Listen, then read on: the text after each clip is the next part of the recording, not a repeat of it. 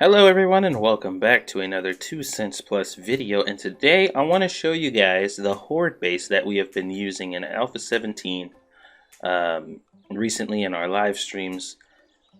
Now if you guys have been watching before, you know that Monkey had his foolproof base, his base that was like impenetrable. We were perfectly safe in it and there was no issue, so it was time for me to step up and do mine. And just like I helped him with his, he also helped me kind of refine mine.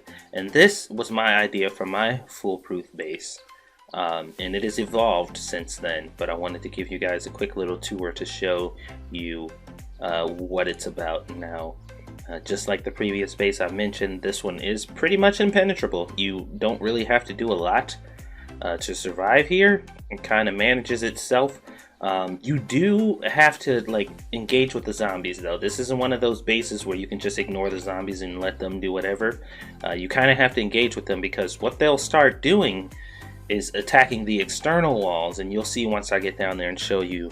And that's not a threat to you per se, but it does give you a lot of work to do when the Horde night is over. So as you can see, our garden is up here on top. This is just a small garden that we have going here, and we plan on doing something bigger in another location. So this is the top floor. Let's go down to the next floor. As you can see here, we have our blade traps lined up here for any zombies that fall through, and you'll see exactly how this works out in a moment. I'll show you guys exactly what the science is behind why we chose this design and put the blades here. Now as you can see, it's very difficult, or pretty much impossible. You can't put the blades really close to each other because they all take up, I think they're all a 9x9 or 3x3 setup here. So it's a 3x3 is what you need. So if you do something very simple, like just add a block in between the two, you can put another one on top, and that will kind of tighten up the spread here, because normally we wouldn't be able to put one here, but because the blades would like overlap or whatever, but because we put this block here and we were able to lift that up or elevate that gives us more room. And also I'd like to mention these pillars right here. They don't seem to serve a purpose, but they do. You actually cannot get hit by the blades here. No matter how much you try. We've tried to like sprint into this and all that type of stuff. Like you literally have to like purposely try to jump into it, or like it's you can't get hit by these, which is really nice. And it adds an extra layer of protection to keep us safe if the zombies manage to get through, which they won't. They haven't, they won't.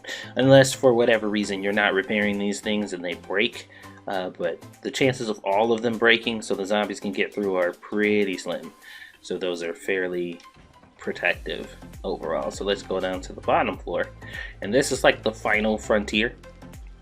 The last line of defense right here is our pillar setup. Now, I'm sure you guys have seen pillar setups before, but this one's slightly different because we've added these iron bars now as a kind of buffer.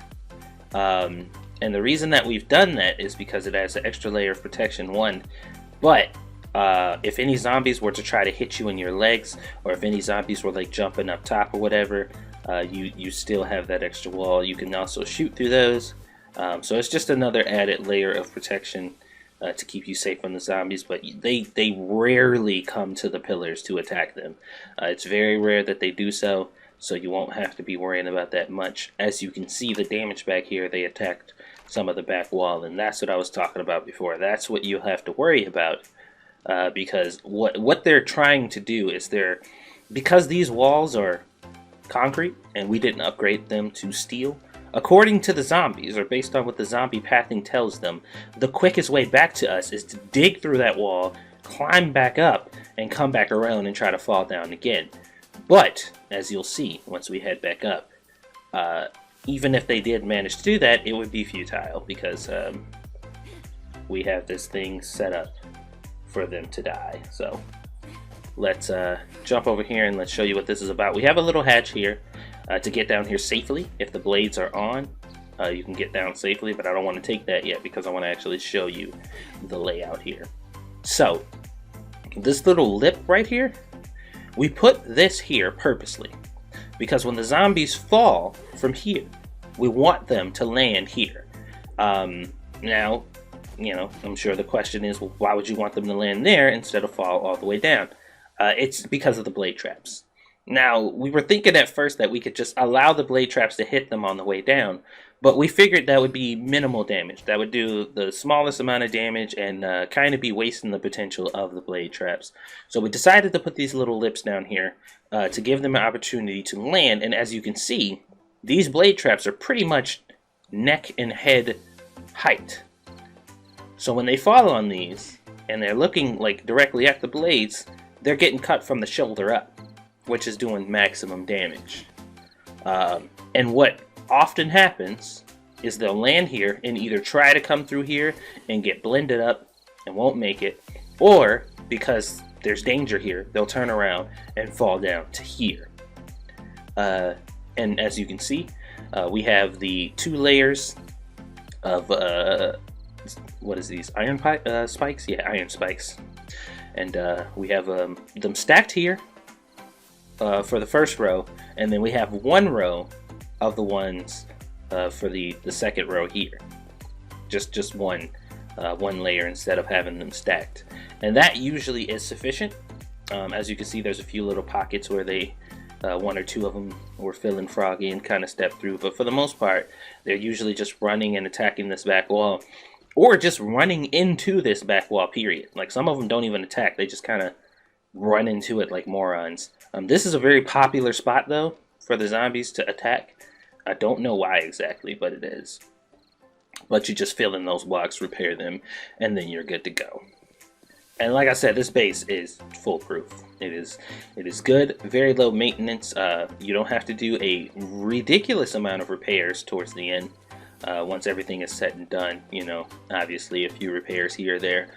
We typically don't repair anything steel until it drops back down to concrete. And the reason for that is it takes less resources overall. So if you keep hitting these steel ones, you keep hitting them over and over and upgrading them slowly every time they get damaged, you'll end up using a lot more steel than just waiting for it to degrade down to concrete and then hitting it one time to upgrade it completely. That works out a lot better in our tests, I guess. So that is the base on the external.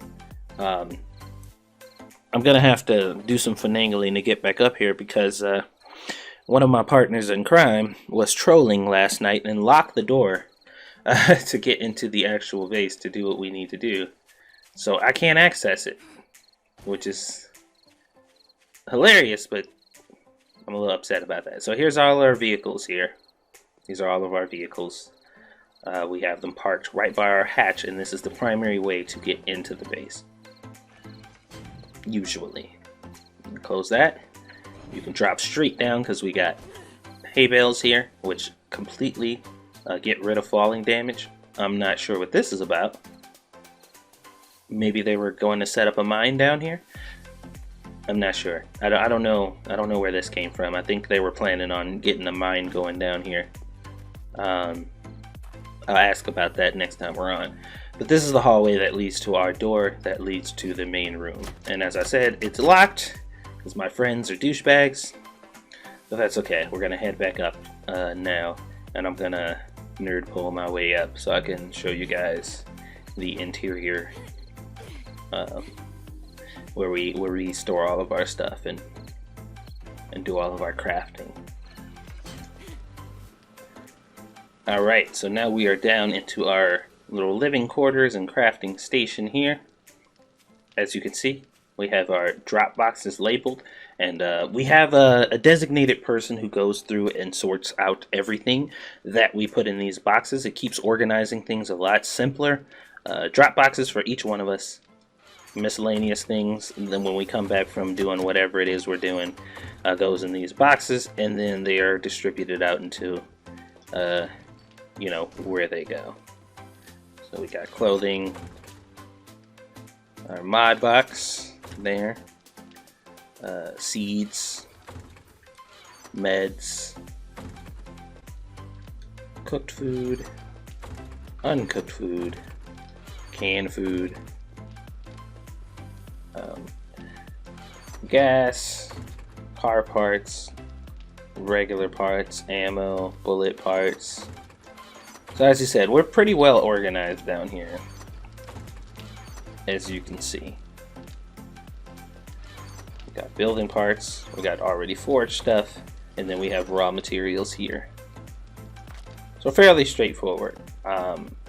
This is one of the better bases that I've ever made. I'm actually quite proud of it. So real quick, I'll let you guys in on the way this base kind of evolved. Because these blades were initially here, and this little lip here that's pushed out, these two blocks that are pushing this out, they weren't here. And the idea was to get the zombies to run off and run into the blades when they fell down. That didn't work though, because for whatever reason, when the zombies get over here to their destination, when they got to the edge here, I expected them to keep accelerating and hit the wall and eventually slide down the wall. That didn't happen. Once they got to this point and they got to the wall where when there was nothing here, they would just slide down the wall and then just end up on the ground there. As opposed to continuing to accelerate and run into the wall, so they weren't hitting the blades at all.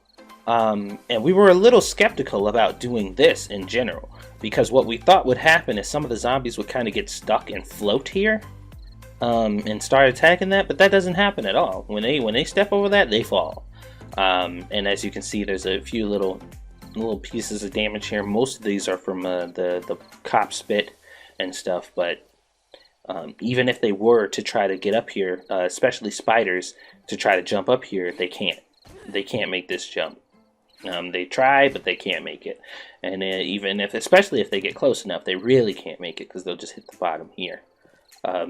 So, yeah, this is our base. It took a couple days to build it. Maybe I'll go back and pull up the footage. If you guys would like to see how this was built, I'll see if I can either pull up the footage from some previous streams that we've done, and see if I can put together all the clips necessary to show you the entire building process, or you can just go back and watch our streams and catch up to where we are right now. Maybe you can watch them on fast forward to